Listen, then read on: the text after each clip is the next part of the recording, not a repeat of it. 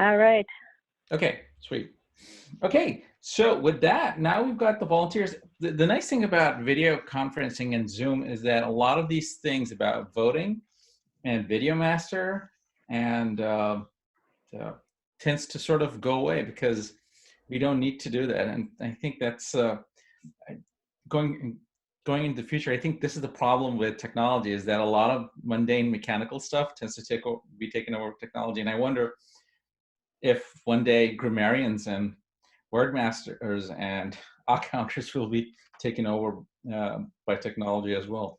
Anyway, for that, until then we have Toastmasters. Okay, so let's get started with our prepared speeches. And our first speaker today is Wai Ming.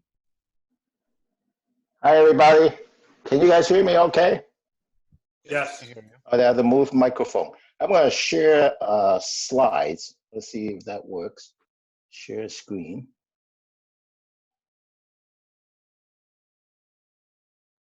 Copy. Then I present. So today, can you guys see the screen okay?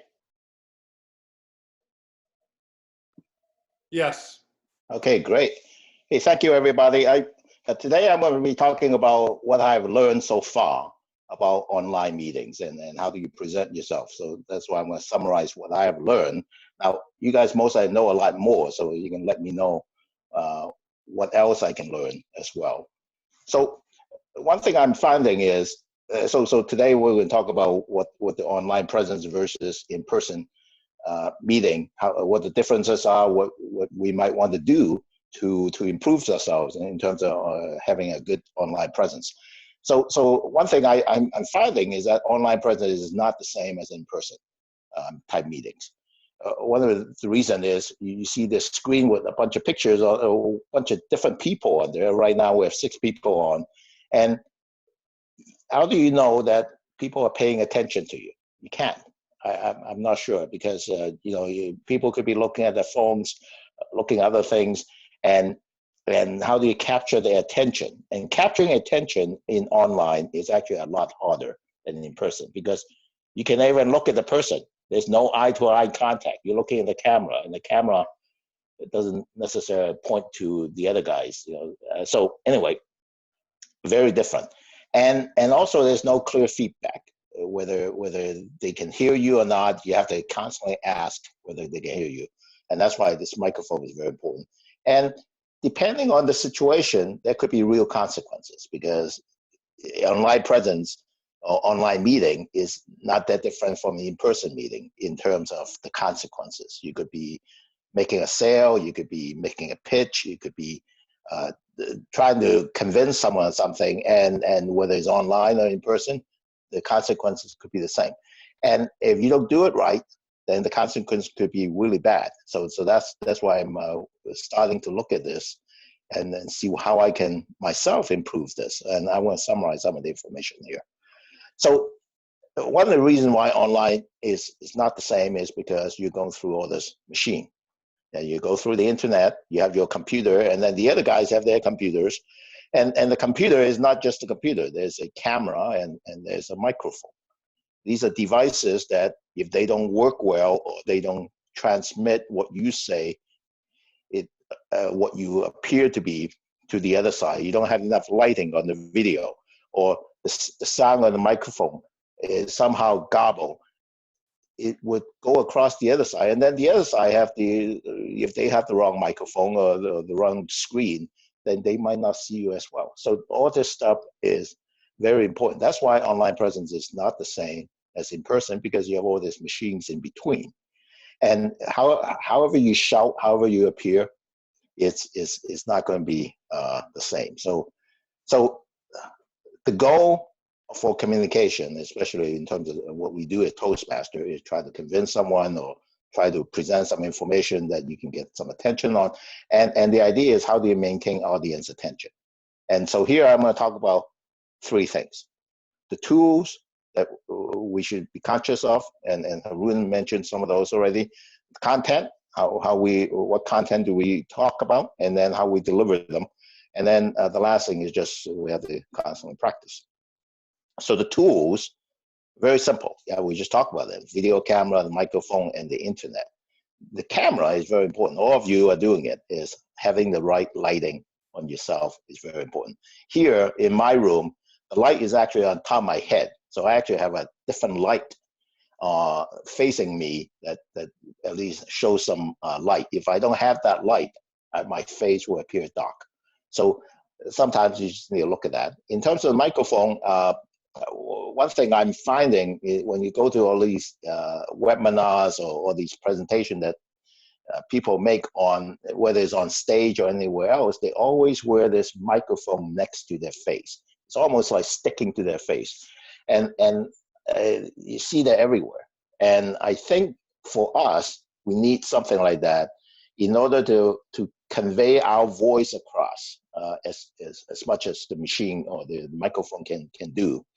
If we're far away from that microphone, then like here, you cannot quite hear me as much.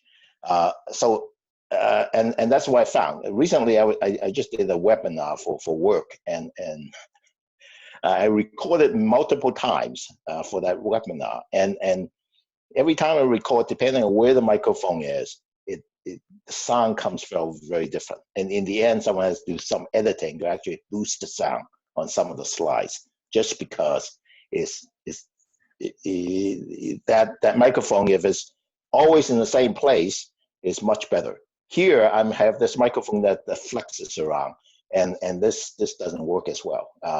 So what I see is Tao has something that's on his head, and also Starlet, something on her head that doesn't move, and I assume the microphone works quite well on those. You need something like that. So eventually I'm going to change to a different microphone, but right now that's all I have. And the internet. The other thing is I have been involved with meetings where someone's internet access is slow just because they're going through a phone system, and the phone is not very fast. So all these things are very important to watch out, and you just need to test it before you go into an online meeting. Now, content is very important. One of the things I did in that webinar is I counted a total of 18 minutes of content that I created. I did it multiple times, eventually ended up 18 minutes. But then when they go through the editing, they took out like 8 minutes. So I ended up with like 10 minutes of content, because a lot of the content that we say is actually redundant, it's not very useful. And especially in terms of online presence, we have to be really careful, because the attention of the person on the online, they could be looking at their phone, looking at Facebook, looking at chat, looking at other things that might not be as easy to do in person because you're looking at them. Here, they can just do something else. And the other one, of course, is structure, having the right structure, opening, closing, and ending, and using slides that are simple. This is a more complicated slide would help. Delivery. So very important to enunciate clearly. I'm reading about this because newscasters, people who read news online or on television, they are very clear on how they enunciate, and they speak slower. The other thing, very important, is project energy. What Dan did is jumping around, very important, because we just face we're just a moving head, or just a talking head, not even a moving head in the screen. If you don't show energy, it's really hard to get the attention of the audience. And this is where I try reading from a text, because I want to make sure that I say the right thing. Actually, doesn't work as well. And the other big deal I learned is smile all the time, because the camera is so unfriendly, in that sometimes if you capture you in the wrong moment, you're not smiling, no good. So next steps, make sure you have the right tools, right content, and deliver it the right way. And you're gonna make a lot of mistakes. I'm making a lot of mistakes, but just keep moving. The key is try out mistakes, make mistakes, and keep practicing. And I think the more we do it, the better. Thank you. I'm done. I cannot hear you now. Thank you. Somehow, oh, you turned off the other guy's sound. Okay. Did I do that? Someone did. Anyway. At least I didn't. Oh, when I go into present mode, most I somehow turn off the other guys. Anyway. Okay, cool. I Well, don't know if Hannah did this, but during the area contest, it was just standard procedure for the host to mute everyone except the speaker, which is why you'll see me applauding like this. oh, Yeah, I saw everybody muted themselves, so I didn't click the button, but I think as long as we're good about muting ourselves, but if not, I'll click the button to mute everyone.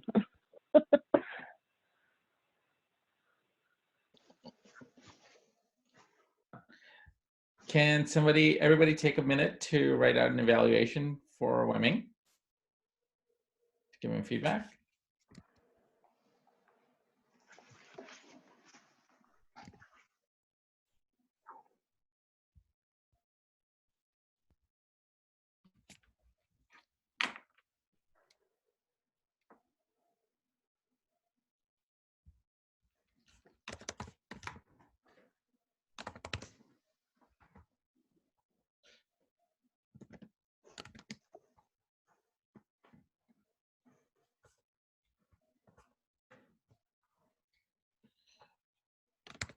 Is there a Survey Monkey? I missed it. Yes. Yeah, it's in the chat window. Okay, okay.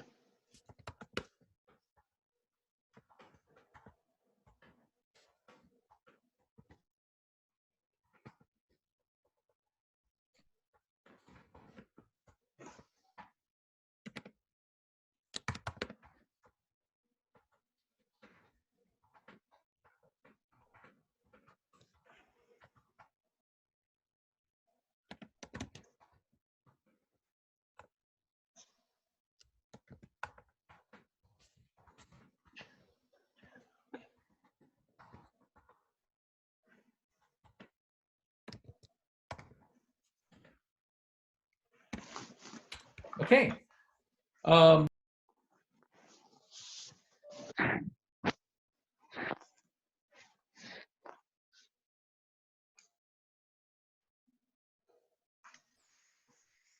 You're muted, Haroon. This is the problem with Zoom, is that you try to be a good online person, online presenter, and you mute yourself, and then anyway. So our next speaker is Tao.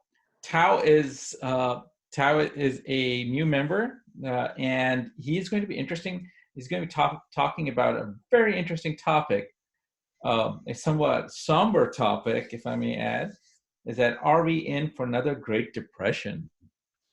Tao. Let me see if the sharing works. Can you guys see it okay? Yep. I can see it very well myself. So, all right. Good morning, everybody. So, yes, unfortunately, this is one of those rather depressing topic. The reason I want to give this talk is not to tell you how to trade stock. So please do not go to E-Trade and take my advice to the bank. Please do not do that. My goal is to merely to share what my perspective is on the complicated matter of economy. It's a scary thought that we are going to be in a Great Depression, but the more you think through it, the more you learn about it, the less scary it becomes. So to begin with, I'm sure we all read the headline. We all see the stock market, and tomorrow there's going to be a job report coming out that might show millions of people unemployed. So we know we're going to be in for a recession. That's given. The only question, and it's a very interesting question in my opinion, is what kind of recovery should we expect? Do we expect a V-shaped recovery, something that bounces back very quickly, or something more prolonged like the Great Depression? So this is where you hear people talk about V-shape, U-shape, W-shape, L-shape. So which kind is it? I think that's the question I'm trying to answer. Now, to help you think through that question, I think there's three things I want to address. One is, how deep is the downturn? Two is, when are we going to turn things around? And number three, what are some of the long-term effects? So the first subject is, how bad is the initial downturn? After all, the more things you burn down, the longer it takes for you to build it back up. On this front, we're actually pretty on par with the Great Depression, unfortunately. In fact, we're even worse, because at least in 1929, the economic activity was shrinking gradually. Here, we have a sudden stop. and the unemployment might be even worse than back then. The main thing we need to watch out for is there's going to be a wave of bankruptcy, because if there is, then it is inevitable this will take a long time to recover.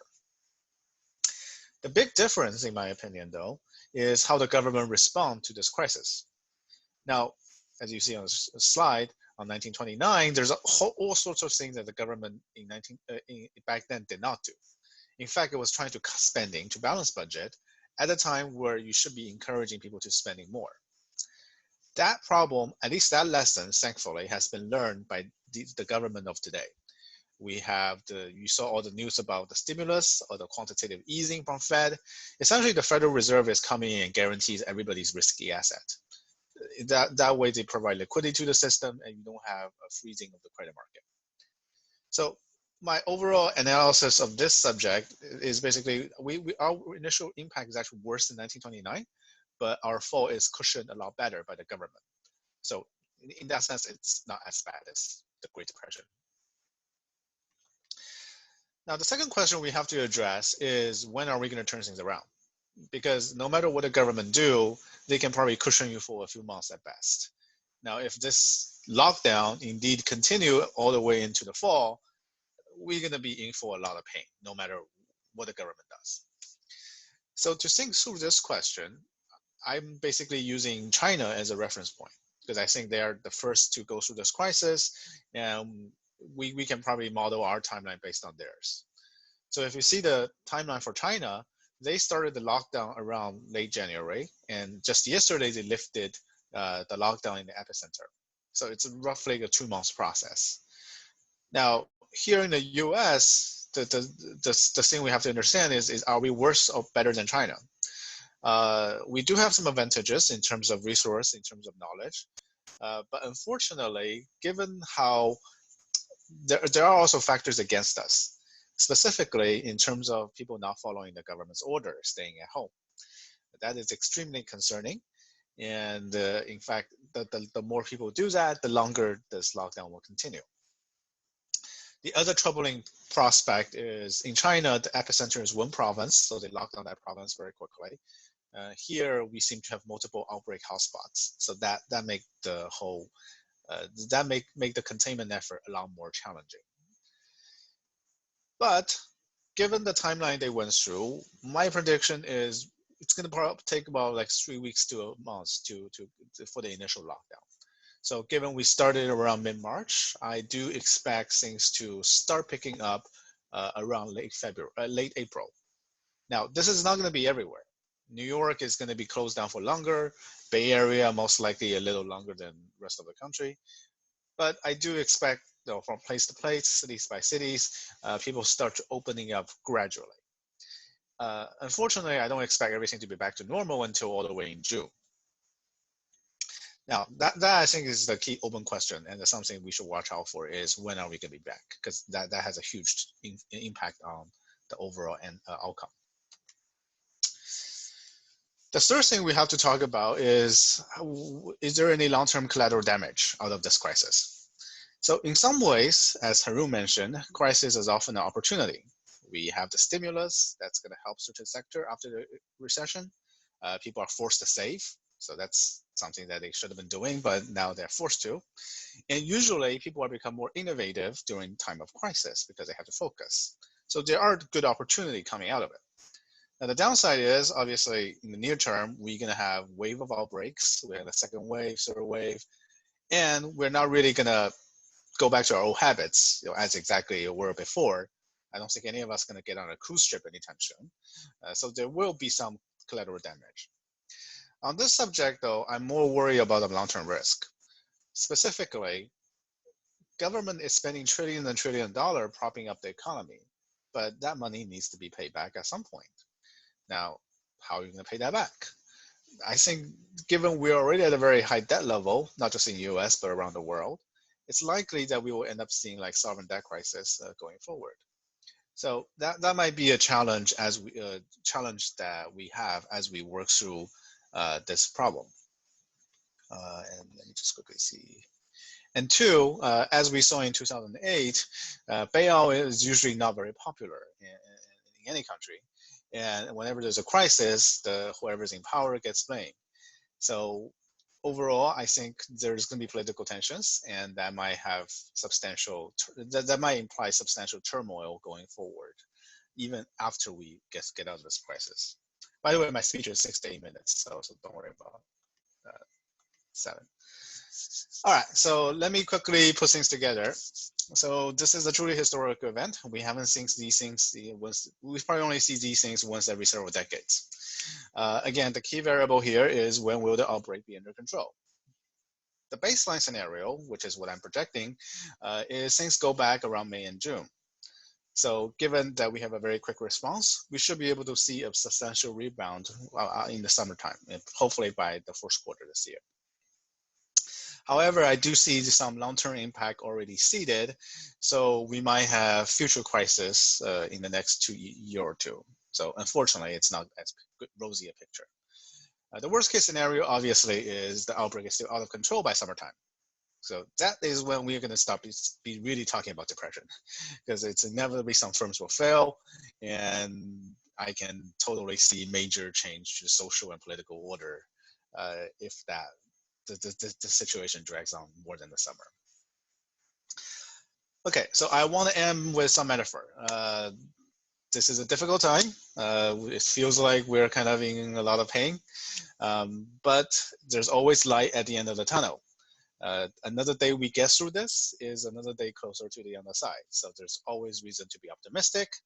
And number two, the picture on the right-hand side is, this is also to caution about me. I'm a glass is mostly empty kind of guy, not half empty, mostly empty. So the reality is usually somewhere between what I think versus what you think. So I do want to give you a floor of how bad this can be in the hope that it will end up being better. So thank you.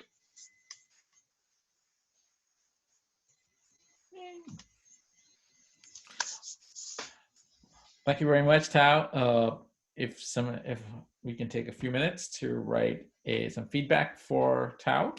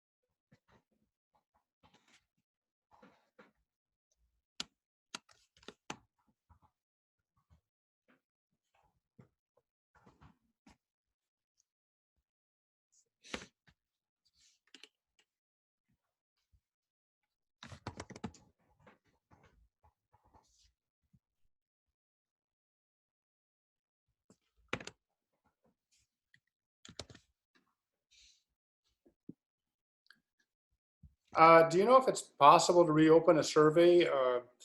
I'm afraid that I clicked done after the first response, and it's not letting me reopen the survey for the second speaker.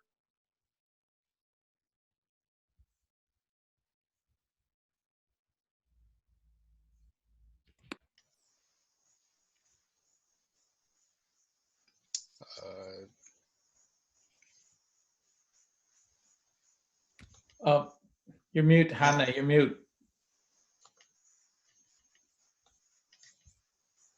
Is it just Dan, or is anybody else experiencing that problem? I'd have to refresh, I think, or create another survey link. But let me. Uh-oh. What happened?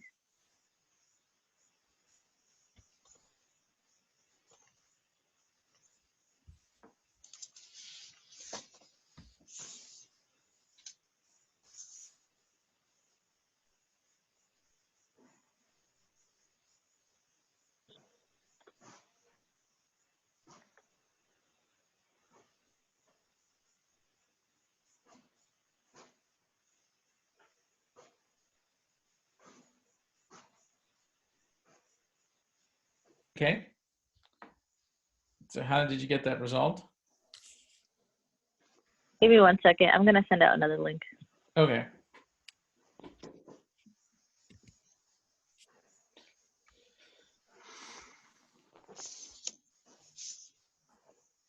Yeah, I apologize for that. Any objection if I give the feedback in a private chat? Yeah, go for it. Yeah, that's also that's fine. Yeah.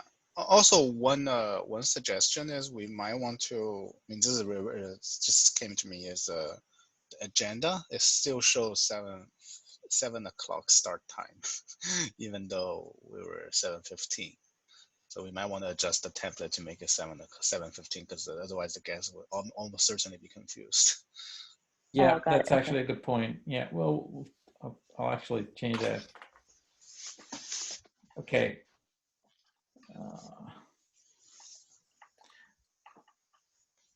Okay. So, Hannah, do you need a few more minutes, or do you want to? Oh, it's time to move on. Mhm.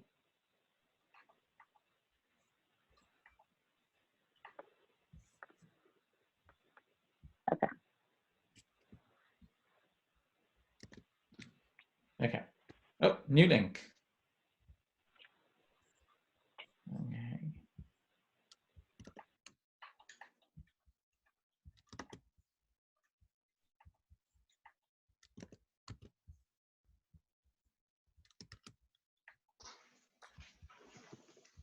Okay. Okay. So if you could take a minute, I'll give one more minute to write feedback.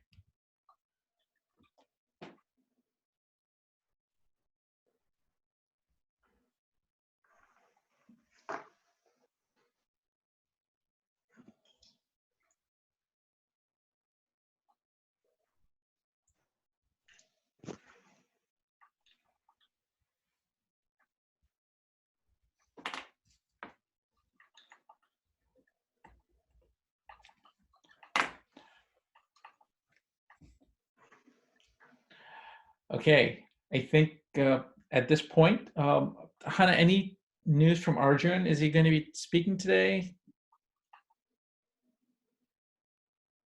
Oh, he is. Speak of Arjun.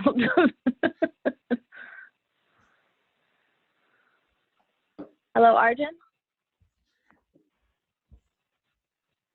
Hi, Arjun.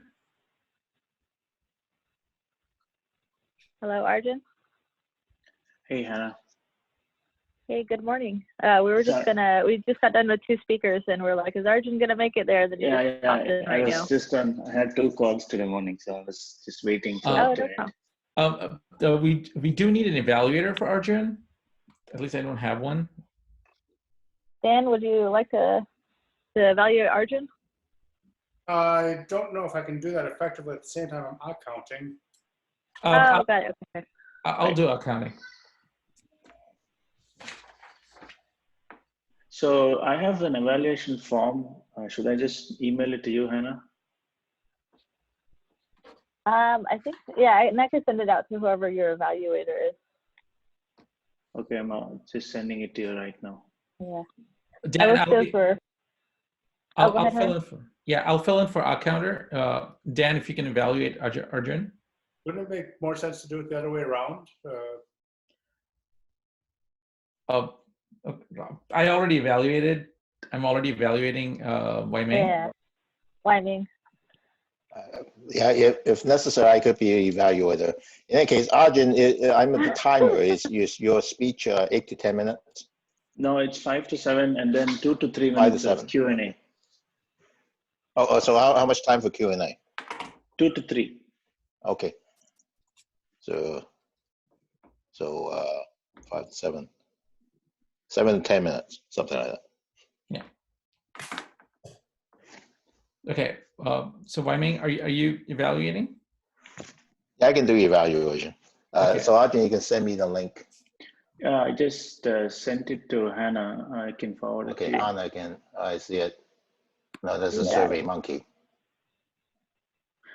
No, so Let me forward it. I'll forward it. Yeah, via email. Oh, But that's I don't email. think it's a Okay. fillable form. Yeah. I don't think it's a fillable form, but Yeah, you can just write down some notes and send it to me because okay. I created a. No problem. All right, sent. All right, and we still have table topics. So I think actually we haven't asked Charlotte how many table topics questions we have, but I guess we can try to speed past this portion. Okay, so shall we get started? Okay, so I'd like to introduce now Arjun, who is our third speaker today. Arjun is a guest speaker, and the topic of his talk is "Eat My Words." Arjun. Yeah, thank you. Let me share my screen. Hopefully, it is going to show me the correct one.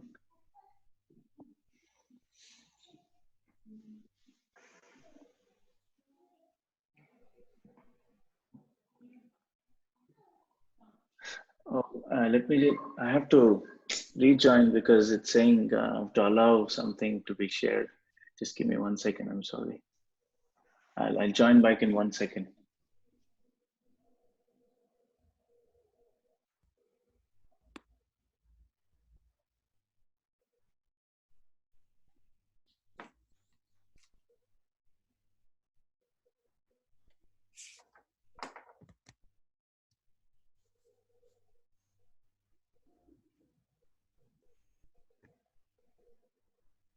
Okay.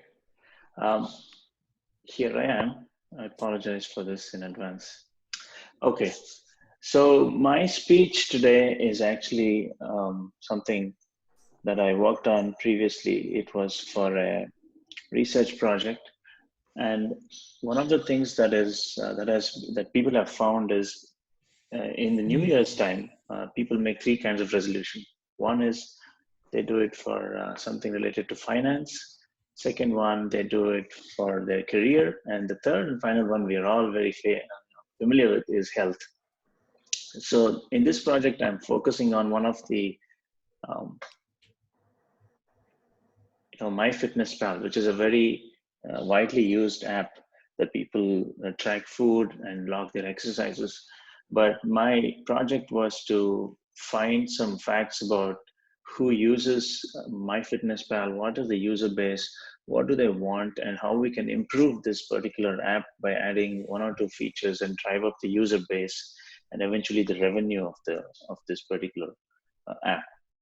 So why do we need to do this? So first of all, I want to go over some of the basics like fitness. What is fitness? Again, fitness is very subjective, but if we narrow it down or water it down, it's basically exercise and food, right? We've also found a lot of studies that have given some numbers that 60% of the people have achieved the fitness goal with both diet and exercise. So if you just exercise alone, you might not get the result that you want, and you keep eating whatever you want. And then finally, there is the set of people who are doing it just with diet alone. So there is a plateau that you hit by just dieting and not exercising. So these are the three categories of people that I've found. So you need diet, which is associated with meaningful exercise and some to get a result. So why do we need to focus on food? Because food is not just about satiating your taste buds. One is it provides energy.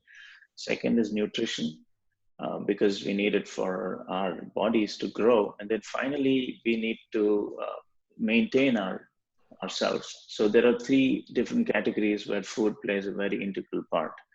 And we generally focus on nutrition a lot, and not really on what we do use the nutrition for in terms of energy and in terms of building the body. So why do we need to exercise? A lot of people ask me, oh, it's too difficult, right? The first thing people feel is the motivation is not there. It's not a sustainable approach. Like, I can't go to the gym every day. I can't really work out at home. We can find a lot of reasons for that. fatigue. People find that exercising affects other parts of their social lives and their career. For example, if you go to the gym in the morning, you might not be 100% throughout the day. But if you go to the gym in the evening, you have to sacrifice something else, like social lives or spending time with the family and so on. And then finally, lifestyle. There are a lot of pressures amongst our own friends and family. Sometimes you cannot afford a gym, or the gym is too far away, or it's too expensive, as I said. So there are many reasons that we end up not exercising. So why am I the person telling you all of this? First of all, I've been logging food for a long time, almost 6 years now. So when I say logging food, I make a note of what I eat every day in the morning, and the MyFitnessPal gives me a breakdown into all the macros, which I'll get into in a bit. So, and I track all of my workouts, so I know what I'm doing, what kind of weights I'm lifting, and how many reps I'm doing. So this is a number I'd like to throw around, 2 million pounds lifted, but it's not like a great amount in sense. You can also do it. If you lift 10 pounds 20 times, you've already lifted 200 pounds theoretically. So you can do that too. So why did I pick this particular app? So MyFitnessPal is a leader in the space, and you all know it. It was recently actually bought by Under Armour. So they've acquired this app, and it has the top users by revenue as well as the number of people. It has a huge database of foods. You can go type into MyFitnessPal anything, and it'll find it for you. So they're sitting on this pile of data that's really important for companies like Fitbit and Apple. They all have health data, but they don't have food data. So this is where MyFitnessPal has an upper hand. And then finally, they've been poised for growth. I think these times, particularly now, since everybody is at home trying to make their own food and so on, I think they will look at apps like these to come up with ideas and make sure they're eating healthy. So there are 3 things that you want to look for when you're exercising and you're eating. One is caloric deficit. So here is one person, Cosmo Kramer. He lives in Manhattan, and he's a model, and he needs to eat correctly in order to not lose his temper. So he wants to experiment. There is another person who wants to experiment with new types. So Liz Lemon, she's in Minneapolis, and this is her persona. And finally, we have how do we fill this gap for caloric deficit? And how does Liz Lemon find these new meatless meats and still be happy with it? And then you're not the only person. Here is what people think: oh, I can't find this food. I can't find this that satiates my need. You're not the only one. There are many people like this. We need to find all of these people and bring them together, and that is what we're doing here. So what can we do? For a user point of view, the user mainly wants to hit his daily goal. He wants to find new foods. For business, we want to convert that into revenue and also provide insights to the user. So we have also found that most people who come to MyFitnessPal, they do 3 things. One is they exercise. They usually shop for some workout equipment or clothes, and finally they look at recipes that match their workouts and their macros. And we have found there's all these ways people move around from Walmart, if they come to Under Armour, and they also go to Pinterest to find all these recipes, and they go and shop for all these exercise equipment in Amazon. So all these social medias are working together in the background. So we should leverage this. So when we look at macros, they're just basically fats, carbs, and proteins, right? This is how it looks in MyFitnessPal. What we can do is we can add some tags like this, wherein we can tell, hey, you know what, this person snacks more, this person has this kind of lunch, and this is what all the food tagging we can associate Kramer with and Liz with. So we can start building these food tags that are currently not existing in MyFitnessPal. And then finally, we can tell the user, hey, here is a new thing you can try. Here is something you can try. And finally, here is a bar that's probably very manly for you if you're that kind of a person. So, and then finally, we can track the success metrics based on all these things. Of course, we can't do this alone. We have to do this with partnerships. because you can't buy everything in one place at the moment. And then here is how we will do it. The resolution deadline is, this is what I created last year, but basically we need this much time to finish all of these and finally launch our app sometime in Jan. So this is what for the fact-finding report. I'll open up the floor for some questions right now.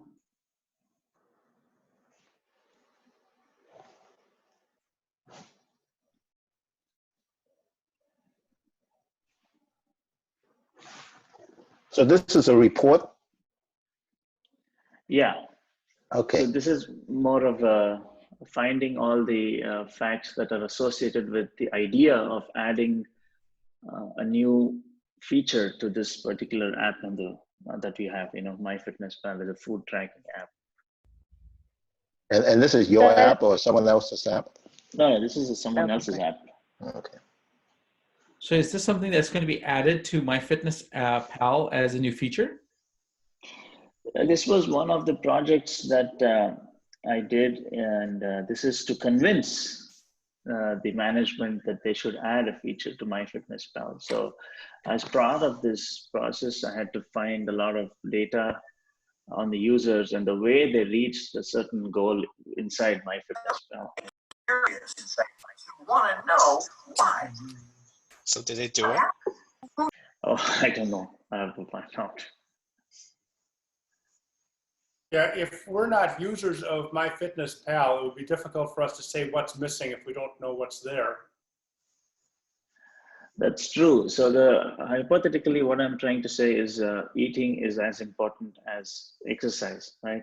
So once we start tracking what you're eating, you will run into these problems irrespective of which platform you're using, because you will get tired of eating the same things and you're looking for something new, something tastier, something healthier. So that's the crux of the problem here, is to find something quickly and that matches your needs. And also from MyFitness point of view is to leverage that and bring in revenue. So MyFitnessPal is just a conduit for this, but the main idea is to eat, find foods to eat and hit your goals.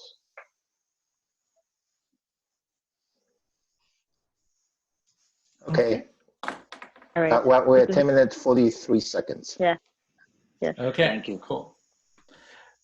Cool. So at this point, I think we are slightly behind.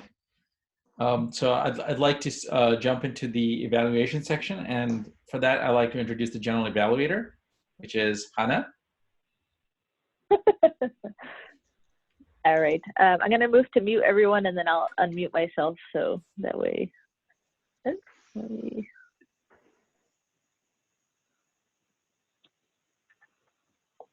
All right, so general evaluator, I will also be doing an evaluation for Chao's speech, but I think first speaker was Wai Ming, and then Wai Ming's evaluator is Haroon. So we'll go ahead and push forward and introduce Haroon. Thank you.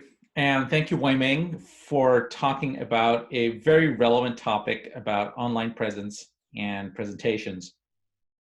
You started off with the whole premise of what what challenges that online meetings are presenting. The one thing, and what I really liked about your explanation was how you broke down the problem. So you started that the new environment that we're living in, that everybody isn't being encouraged to work from home, and everybody needs to have online meetings. And generally what we do is that whenever we go into an online meeting, and this has been my common experience about online meetings, that we tend to blame the technology, right? Like as we were discussing in the morning, we were talking about the relative merits of Zoom and WebEx, and everybody has an opinion about it, what's better, and there's Skype and Hangouts. There are a lot of players in the market. And whatever technology that we've chosen, we've always said, oh, Zoom is so hard to use, or Hi5 is so hard to use, or WebEx so hard to use.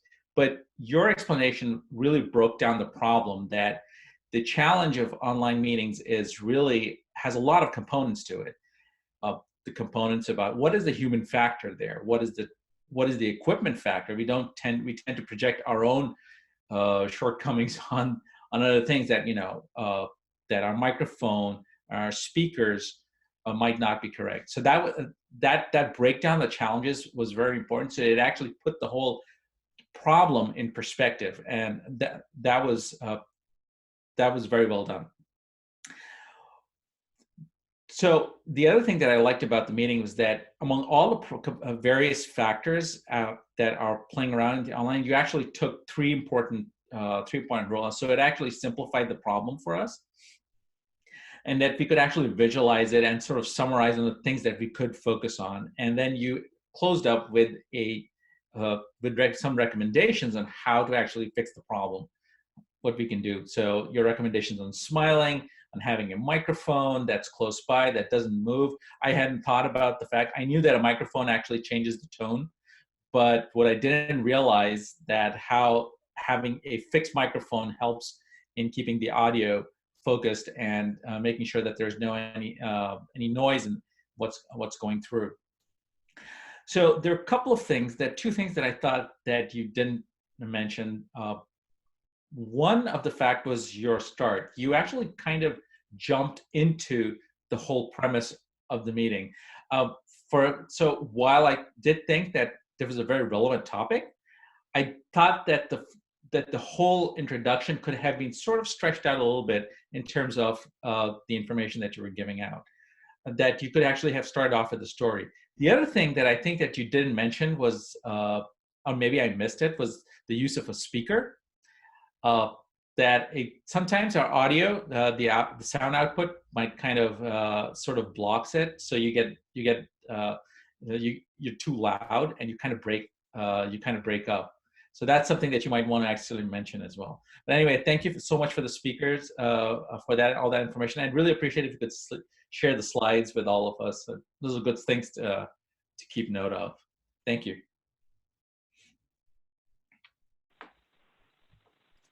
All right, thank you, Harun, for that evaluation. Mm-hmm. Claps, round of applause.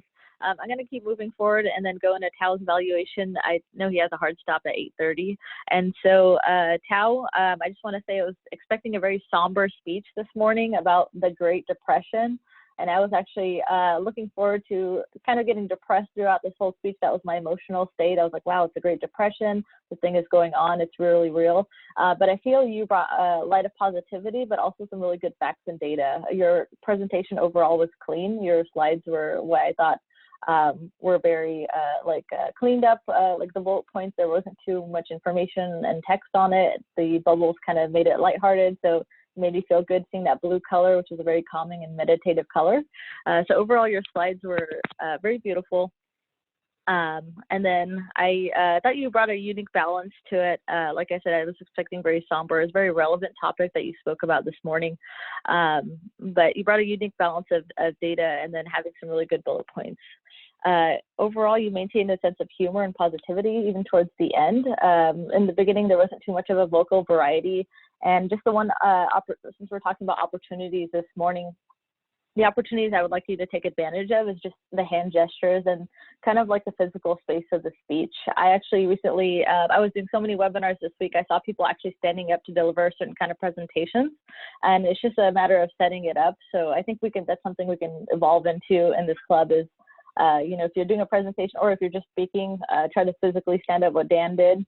And I know that's something that we'll evolve into, and I have to challenge myself to do the same thing. And your facial expressions as well. I know sometimes they say, if you're happy, show your face and smile.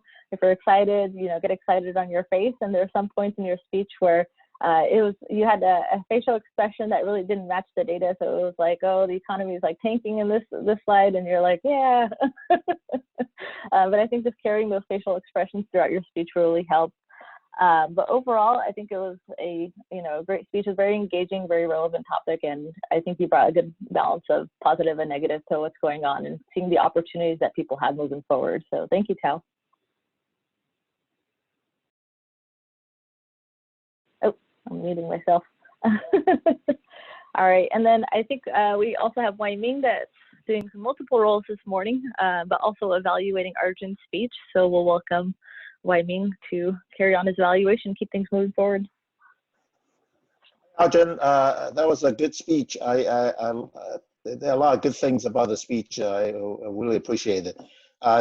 Very, very good slides. I like the slide, the black background, and then some of the fonts are really big, and then the content in there very they're not too many words, which is very good for slides, and you have very clear concepts in there in terms of different sections.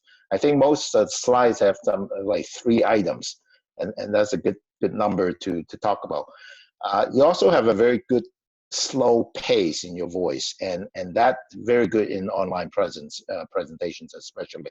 And you're very clear in how you communicate, you enunciate all the words. So that makes it very clear on at least for me to understand in terms of what you're trying to say. In terms of some feedback for your presentation, I think you were saying at the very beginning something about this being a report. I think you might want to make that spend maybe another 2 more sentences to explain the background for this, because I got slightly lost, because until I asked the question whether this was a report or something else, I thought this might be your product or someone else's product, or you might be using it and you're making a comment on it. I got confused in during your speech whether any of those things. So it might be much at the beginning, rather than just gloss through it, spend a few seconds more on explaining what this is about, and then maybe give us a structure on what you're going to be talking about. You're going to be explaining some of the features you're looking at, and then what some of the improvements or the one feature they're going to recommend. And then in the slides, then highlight those areas that these are the items that you found in the report, and then this is the recommendation. Something like that might help. In any case, very good presentation, very good slides. Maybe some improvement on the structure of the speech. Also, my recommendation, because we do online, is you want to be prepared to show your face. And maybe not today, but maybe next time that you're ready, and then you can turn on the camera on yourself. Because since you're a presenter, people should see you. At least that's my perspective. A very good speech, though. Thank you.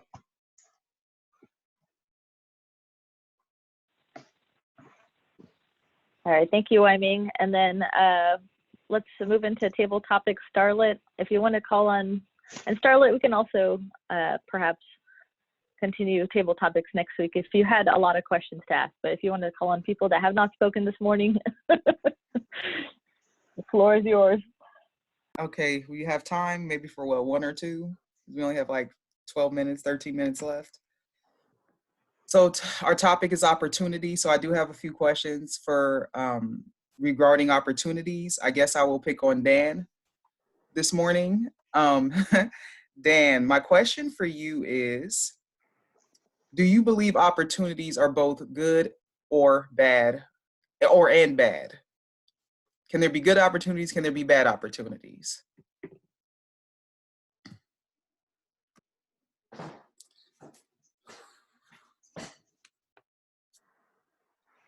I suppose a lot depends on how you do. By the way, can y'all hear me? Okay. I suppose a lot depends on how you define opportunities. Normally, when we talk about opportunities, we're talking about opportunities to accomplish something. I've got an opportunity to start a business. Well, that's not a good example, because you probably have that most of the time. If you find someone you meet that you really click with, well, I have a good opportunity to develop a relationship. Yes, that's great. Technically, an opportunity is an opportunity to do anything. So I suppose every time I've walked across the Golden Gate Bridge, I had an opportunity to take a big, giant plunge into the Pacific Ocean.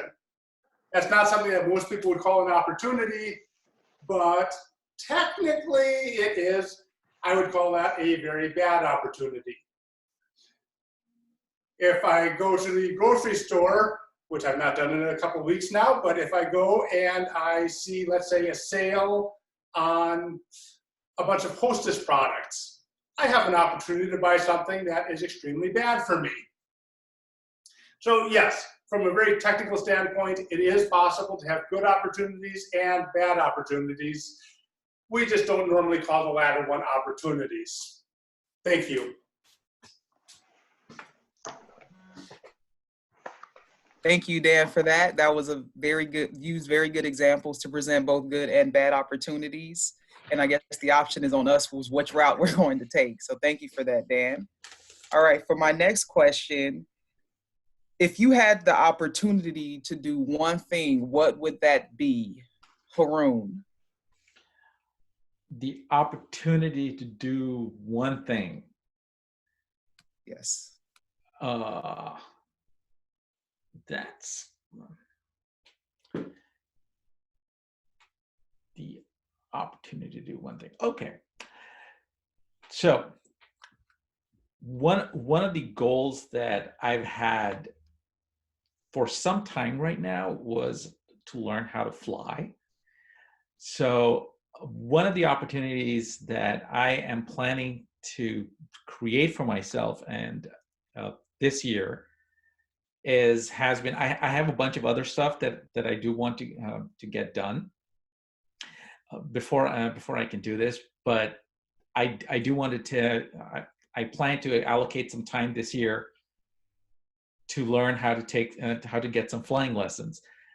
And the reason why I want to do that is because I've always been fascinated by the fact that that all of our lives have always been, we tend to live our life within two dimensions of, we're walking on the ground and we go up and down. But for me, there's always been this little innate fascination that when you go up or down, how your perspective changes. And I think that's one of the things that's actually motivating me to find an opportunity to learn how to fly or take any flying lessons, even if I don't end up flying by myself regularly. That's something that that's the kind of opportunity that I'm looking for right now. And hopefully I'll be able to find one and create one this year. Thank you. Thank you for that, Haroon. I think that's a great idea. My grandmother actually had her pilot's license, to give you some encouragement. So I say go for it. Okay, cool. So I'll do one more. The last question I have you ever passed up on an opportunity despite outsiders convincing you that you should take it? Hannah. Can't hear you, Hannah. You're still on mute. You're on mute, Hannah. There you go. Still can't hear you. I keep touching my phone and it's not working, but I was distracted by Arjun's child in the video. So can you repeat the question? Yes. Have you ever passed up on an opportunity despite outsiders trying to convince you to take it? I would have to say the opportunity was to go skydiving. My dad's job actually moved to Southern California near Riverside, and there was a huge hot air ballooning skydiving community where almost everyone in high school and outside of high school, and people would do this for fun. There'd be so many pictures of folks getting on the plane, and it was very cheap to do.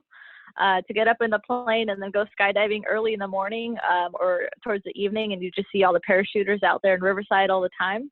And so there's so many times people said, do you want to do the skydiving thing? And I was like, no, I don't want to jump out of a plane. And I know I've heard your story on skydiving. So I always regret that opportunity. I feel like flying like in the air, like weightless, is something cool.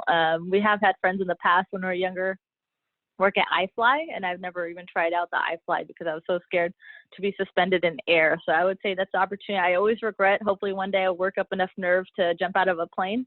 It's on my bucket list to do. So hopefully soon you guys will hear about my skydiving story.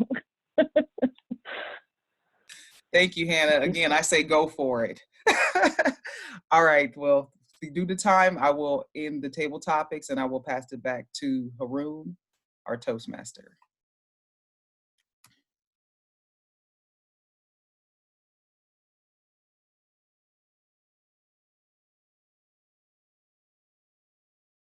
Haroon, you're on mute. I will return control to the general evaluator and to our general evaluator, which is Hannah, who will give us a report on how the meeting went.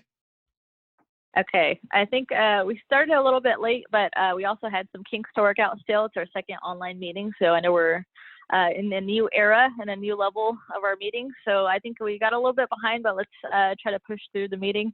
I will call on Duty Masters if you want to give your reports. Let me see. So I'll counter Dan. Thank you. Can everyone hear me? Okay. Wyoming, your big issue here is double clutching, mostly just repeated words. When you say something like, I started an online meeting and I did this. So you had 22 of those, 12 ahs or uhs, possibly one extraneous so. Tao, you had 5 of those double clutches and just 2 ahs. That's pretty good. Arjun, you had 14 uhs, 9 ums, 5 of those double clutches, and 2 so's. First 2 evaluations were surprisingly clean. Wai-Ming, you had 11 of those repeated word double clutches, as well as 13 ahs and 3 ums. Haroon, pretty good, just 3 ahs, 3 double clutches, and 2 you knows for the table topics. And Hannah's table topic, very clean, 3 ums. Thank you. Thank you. Thank you, Dan. And then we have timer, Wai-Ming. Hannah, you have my time? Oh, sorry, Wai-Ming. I have, go back. I have 7 minutes, 9 seconds. I think I started the time a little bit late, but because I was trying to figure out the app, but that's what I have. That's great. Thank you. And then in terms of the other speakers, Tao, I counted 9 minutes. Arjun, 10 minutes and 43 seconds, including the Q&A. In terms of evaluation, Haroon, 3 minutes and 40 seconds. Hannah, 2 minutes and 3 seconds. Myself, 2 minutes and 54 seconds. In table topics, Dan was the first person, 1 minute and 29 seconds. Haroon, 1 minute and 40 seconds, and Hannah, 1 minute and 4 seconds. That's all I have.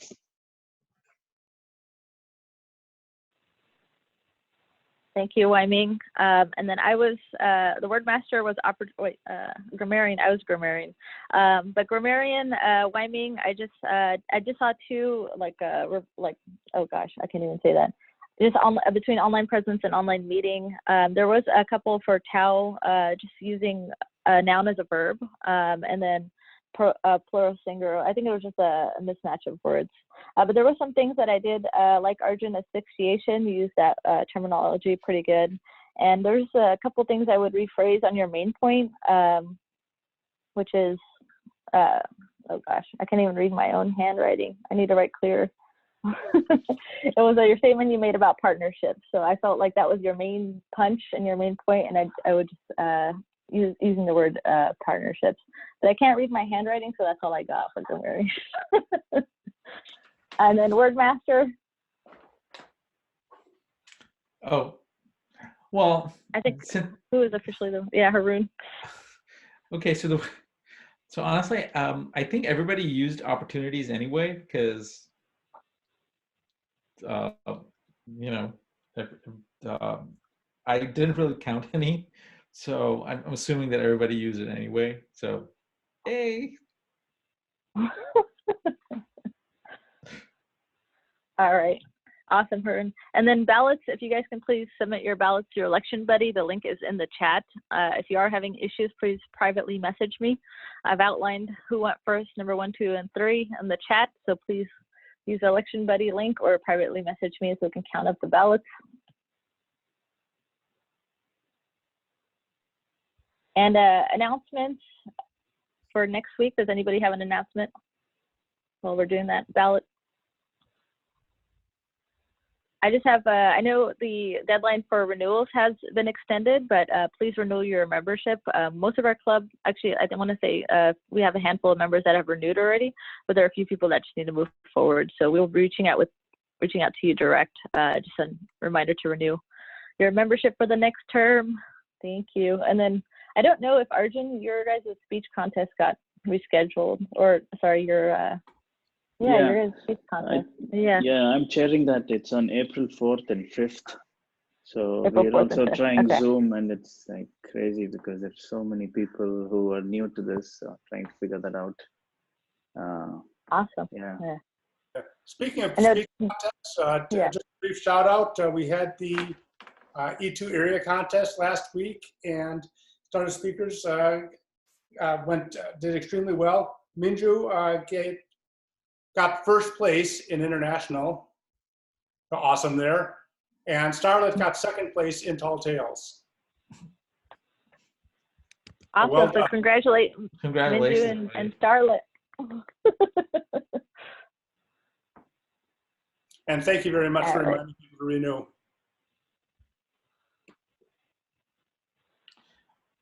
All right, let me look at this ballot and see what's going on. Oh.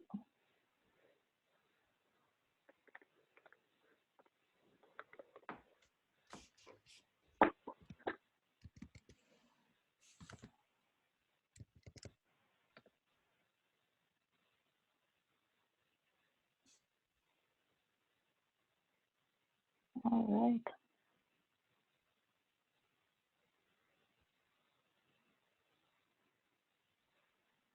Okay, so we have the ballot count. If somebody hasn't submitted, I think we're missing one ballot, but actually, no, hold on, let me make sure. There's how many of us? 7. I think this one person is missing their ballot, but let me refresh this one more time.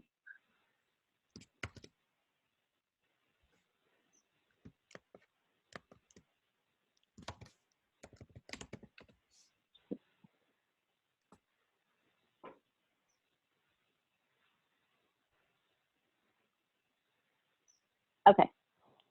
Okay, perfect. I got one privately. Awesome. All right. So drum roll, please.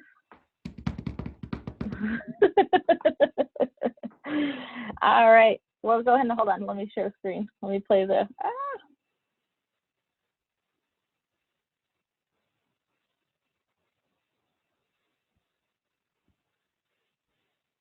We have the fireworks.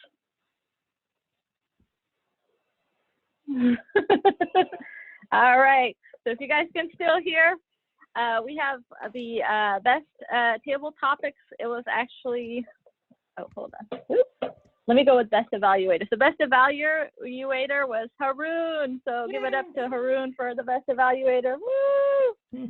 And then let me just double check this one here. Oh, where'd my window go?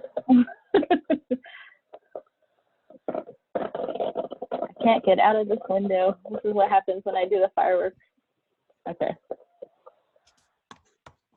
Let me stop share. Sorry. I just have to scroll up to see.